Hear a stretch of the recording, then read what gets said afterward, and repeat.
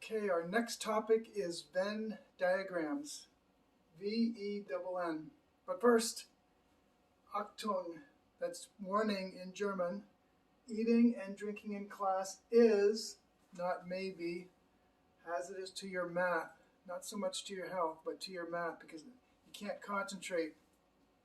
I've had students spill drinks and slobber food all over the place on their books, on their notes, so it's hazardous to your math.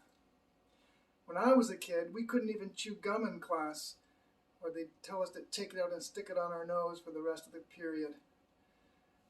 Nowadays, almost anything goes.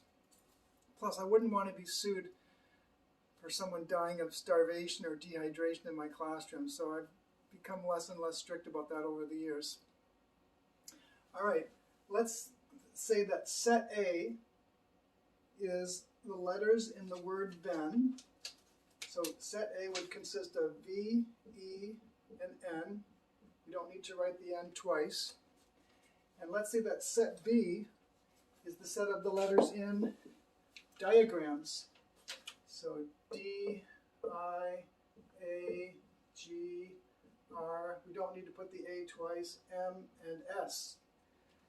These two sets are separate because they don't have anything in common. So we say that those two sets are disjoint. If we talk about the intersection or the overlap of those sets, that's represented by the symbol upside down U, I guess you could call it. And because there's nothing in common, we say that's the null set. So that's the intersection. And we call this the empty or the null set. Now, outside those two sets, you have what's called the sample space, or the sample set. That would be all the other letters of the alphabet.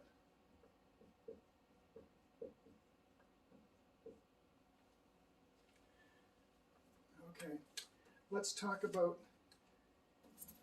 the intersection briefly. Because there's no intersection of these two sets, we could draw it like this and just put nothing in here. We have the V-E-N over here and the letters in diagrams over here. But normally we draw them separate. Now another concept is the union of those two sets, or the combination of those two sets.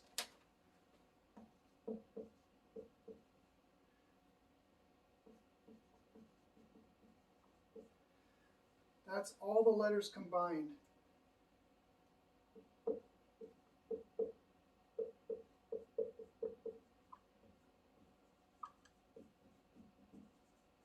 So,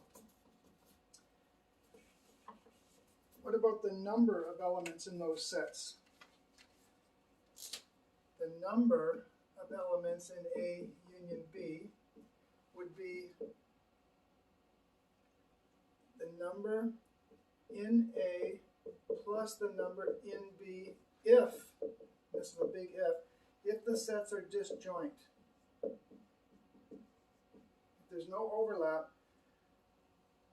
then putting them together just gives you the numbers in the separate sets. But if there is an overlap, so if they're not just disjoint,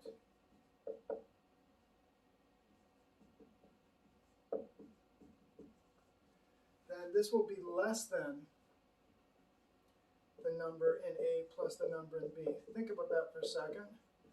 And that's because you don't count common letters twice, you only count them once. Okay, think about that. That's a good introduction to Venn diagrams. It'll get harder, of course.